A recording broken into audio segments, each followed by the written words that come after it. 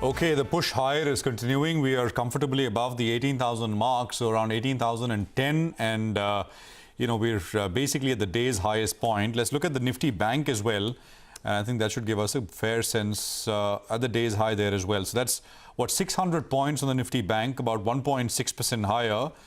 And on the Nifty Bank especially, there has been a move which started at about 3 o'clock, which is about 10 minutes back, which we were at 3 p.m. We were at 38,261, and we basically added on about 120, 130 odd points over the last 12 minutes or so.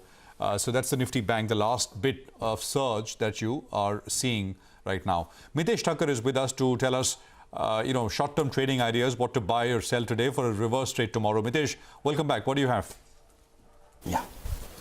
So, good afternoon, Prashant again. I think a couple of stocks which are breaking out. One, I think, is Concor. Good price and volume action there. So, that's BTST. Keep a stop at 640 and a target of 655 is what I would look for tomorrow. And the other stock has been in the uptrend for some time today, seeing good continuation is Coal India. That's BTST with the stop at 159 for targets of 164. Got it. Okay. All right. Thanks a lot for that, Mitesh. Well, Mangalam is joining us to tell us about GMR. Remember, it's on our radar ahead of its record date for its scheme of arrangement on Wednesday.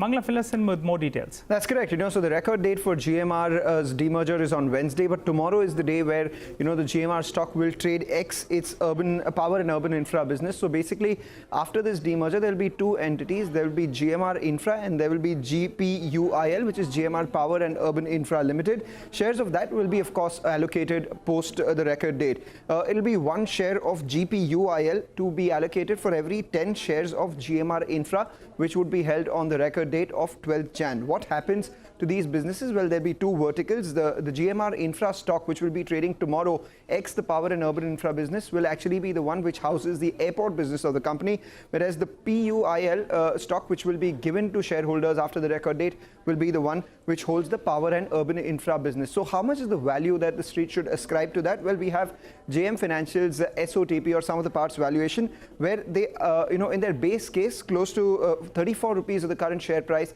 is what they ascribe to the airports business. Energy, highways and other urban infra would be around 12.2 odd rupees. In a bull case, the airport business could be valued at around 36 odd rupees a piece, whereas the other business, of which the shares will be given later, would be given close to around 16 rupees a share in terms of value. You subtract the debt from that and the foreign currency convertible debts as well. The total SOTP on a base case would be close to around 35 odd rupees, whereas in the bull case, it could go all the way up to 42 rupees. All right, Mangalam, thanks very much for that. So that's something to watch out for tomorrow. GMR Infra's demerger and listing of the arm separately. 48.7 on the listed entity right now. Hemang Jani of Motilal Oswal Financial Services is with us. Hemang, great to have you back on the show. Thank you very much for your time. Let's just start with this big surge once again that we have on our hands, Hemang. It seems like at least the big surge we saw in banks from last week is continuing. It's a IT results heavy day, but it's not exactly all the IT which is firing. It is a continuation of the banks which is sort of pushing this market higher. Your thoughts?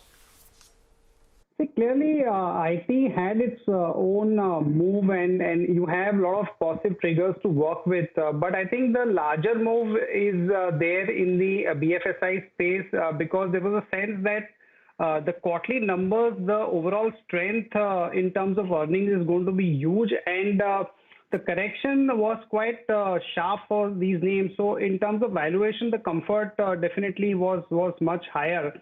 And most importantly, the sense one is getting is that this entire COVID-related cases which are accelerating, the impact in terms of the credit cost or the asset quality may not be that big, because there is a sense that it will not be that stringent in terms of implementations, and only few sectors will get affected.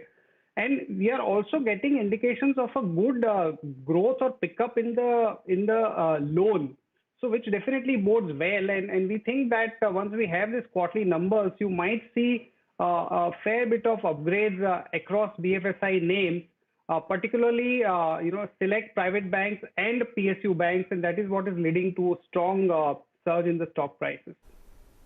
All right, Hemang, do you track any of these EV plays? We spoke earlier to the management of Greaves Cotton, earlier in the day. They were sounding optimistic in terms of the offtake on their vehicles. They're currently at 1.2 lakh units. They're talking about doubling it in the next year. That's capacity.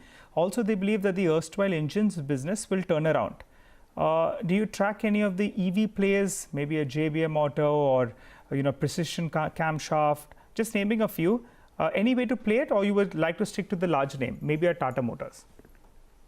Yes, at the moment, Nigel, we do not cover, Greaves Cotton and couple of other companies which are focusing on the EV. But our sense is that, this is a story which will remain relevant for a, reasonably longer period of time. And I think the best way is, of course, Tata Motors. Apart from that, you can also have some exposure through some of the auto ancillary companies, maybe a Motherson Sumi or a Bosch, which also will have some component in terms of the entire ecosystem. And we think that, a lot of people are excited to, associate themselves with such emerging stories. So definitely, it's a small allocation theme for a lot of investors.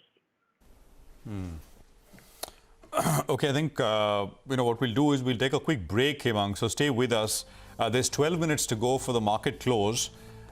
We've got 196 odd points on the Nifty. 18,009, 18,010 is what we have on our hands.